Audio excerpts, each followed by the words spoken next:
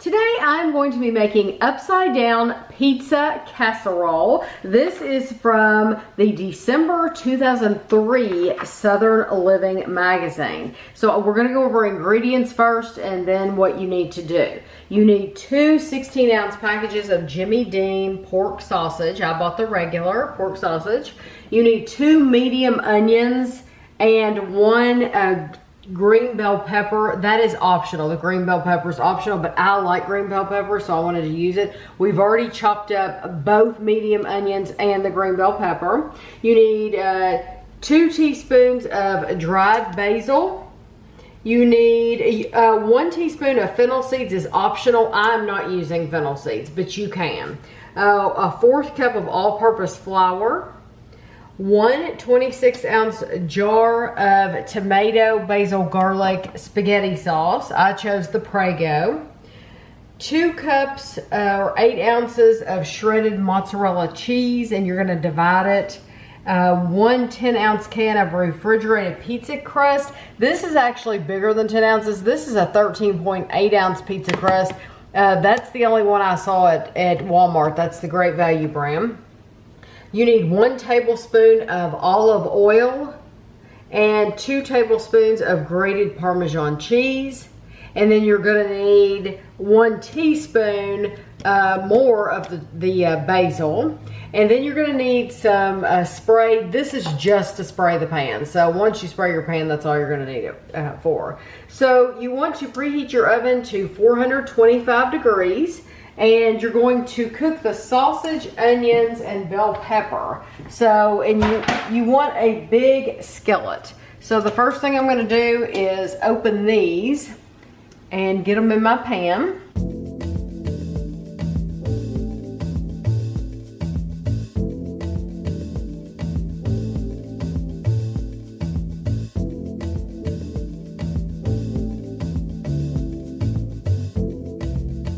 So I'm going to break this up just a little bit, but you want to add your onion and bell pepper in with this, and you're going to cook it over medium-high heat. It will only take about 10 minutes, just until the sausage is no longer pink, but you're going to use all of this.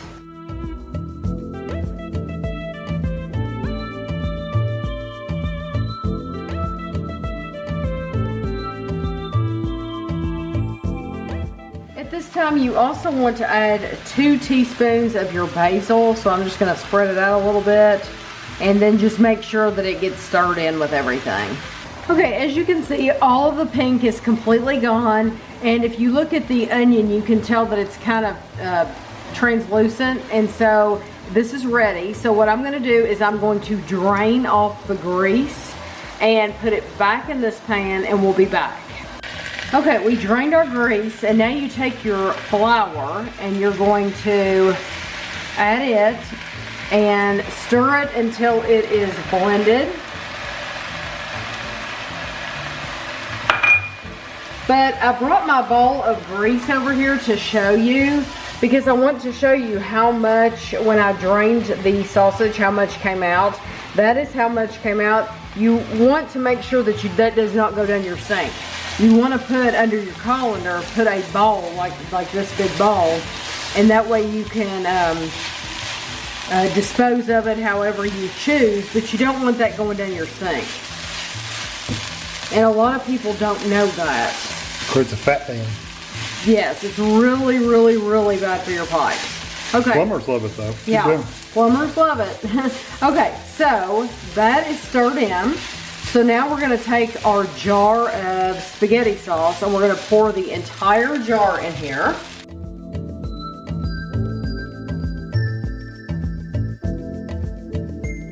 So now you're going to stir this in, and you're going to bring it to a boil, but you want to stir it constantly because you don't want it to stick, and you don't want it to pop all over the place. So just keep stirring it. Okay, this part doesn't take but a minute. I mean, literally like 2 minutes. Turn your heat off. I have my, we call this our lasagna pan. It's a 9 by 13 inch pan. I've lightly greased it. And so you're gonna pour this mixture into this pan pour the whole thing in there.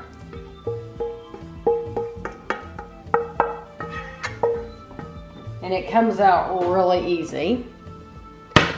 And then spread this out. And then you're going to take 1.5 cups of your mozzarella cheese, and you're going to put 1.5 cups of that cheese over the top of this, which I have right here. So sprinkle this over the whole top. So now, after you put your cheese on, you take your pizza crust and you're gonna open it. And like I said, this is a little bit bigger package, but we're gonna see. It may work anyway. So unroll it. And you're gonna put it over the top of the whole thing. I think we have to stretch it a little bit. Over the top, like this. And you know what? If I would get that size again. So if that must be the standard size that they make now. And this is an old recipe, like I said. Sometimes that's the thing with old recipes, is they update the sizes of things. So back when this recipe was created, apparently they had 10 ounces. Now it's a bigger size. Normally it goes the other way. Normally they try to short you a little bit. So now you want to brush the top of this with your olive oil. So I have a little brush here.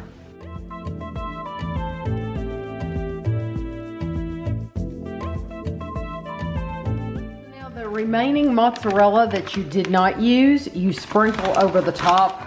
Use the rest of this over the top. And I'm gonna pour it out and then spread it, just because it'll be easier to get it out. Like this.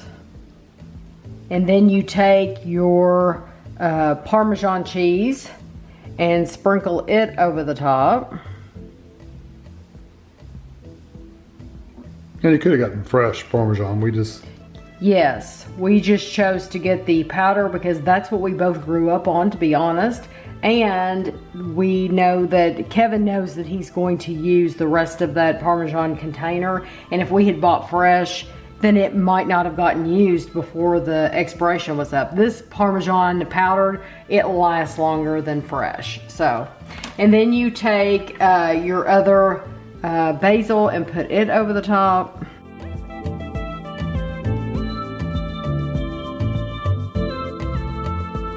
You're gonna bake this at 425 for 20 minutes or until golden brown. So we'll be back in 20 minutes. Okay, this is after 20 minutes exactly, and you can tell you wouldn't have wanted to leave it any less or any more because it's perfect to me. So I'm going to just use my spatula here and cut it. There might have been a better way to do this. I don't know. So I'm gonna get Kevin a nice slice. Let's see. And you have to keep in mind the first piece is always the ugly one.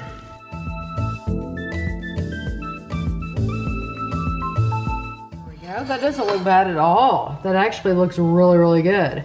So I'm gonna get me another piece on a plate and we'll be back. So I just wanted to show you the magazine. This is, like I said, it's the December 2003 edition. And so there were lots of Christmas cakes, and I'll show you the picture of it in the magazine. It looks like a piece of lasagna, honestly. There it is. That's pretty close. But this will be a new experience for Kevin and I because neither one of us have ever used a refrigerated pizza crust. Like a canned pizza crust? Yeah. Not that I remember. Now, my mom might have, but I don't. My mom and dad weren't much on making. I have 3 forks. I have an extra fork on the table.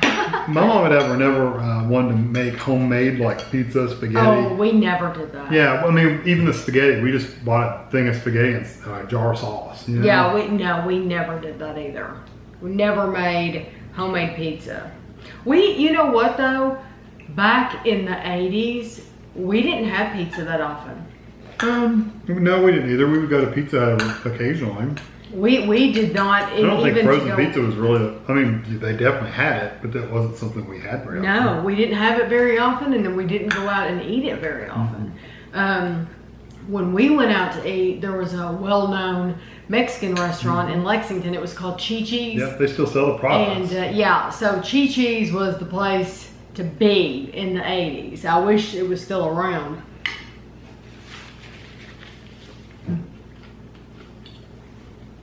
Actually, I like that quite a bit. It reminds me of something you made before. It's the peppers and the sausage.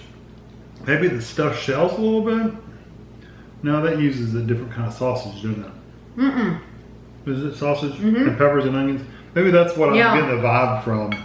Yeah, we have made stuffed shells for the channel, but now those stuffed shells, you don't put green pepper in them. But this reminds me of very good. Like a lasagna. Instead of using noodles, though, you're using that pizza crust on top. What's cool about this, the sausage and stuff acts as your base. Right. So if you don't, I don't think you could really use anything else. You probably could put a hamburger in there, but I don't know that you could do a mix of sausage and hamburger if you want to, probably. Yeah. It might be greasier though, because hamburger tends to be a little greasier. But you could put mushrooms in here. You could mix mushrooms up with in your pan when you were doing your sauce. You could put mushrooms in there. You could have put jalapenos in there. You could have sprinkled olives on top. Black olives. I love black olives. Pepperoni. I think I said that, but if I didn't, pepperoni. You could put all kinds of stuff. You said it to me while I was cooking that you could put pepperoni. You could literally put anything you wanted to underneath that pizza crust, and then you lay that pizza crust on there, and it would all go really well together. I think anything would go good. This is delicious. This is comfort food. So now I understand why this came out in the December edition. Right. Because this is like comfort, heavy, stick to your ribs. I was gonna say, it's very filling. Yes, it's a cold winter's night, and you're in, hunkered down, and this is what you want, is this comfort, this kind of comfort food. I think this is delicious, and it was a very, very easy. And like I said, the only, I did not use the fennel seeds. And but I don't miss them. And that pizza crust, it said use a 10-ounce can. Great Value didn't have it, and they were completely, they didn't have any Pillsbury when we went. But that size worked perfect. Yes, so I would just buy that. The 13 point something. Right. Yeah, just get it and use the whole thing. It was so simple to do. But I think this is delicious. And I think Ashley would like this too. Just dawned me what that reminds me of. What? Manwich sauce. It's not a sweet. Oh, yeah. It's not a sweet, but some of the flavors there. I can see that. Reminds me of the Manwich Sloppy Joe. Yes. It's not, like I said, it's not quite right, but it reminds me of it just a little bit. Right. It's really I good, can see that. But sausage adds so much flavor to a dish anyway. So I think it's excellent. And by the way, canned pizza crust, pretty good. Yeah, it is good. I really, really like that. It turned out very, very well. So I hope you enjoyed the video. I hope this just shows you that, I've said it before in videos, just because it's an old recipe, if it was good then, it still is going to be good now. So if you can find some of these Southern Living magazines, even if they're 30 years old, it does not matter. The recipes are still very, very doable today. So I hope you enjoyed the video, and thanks for watching.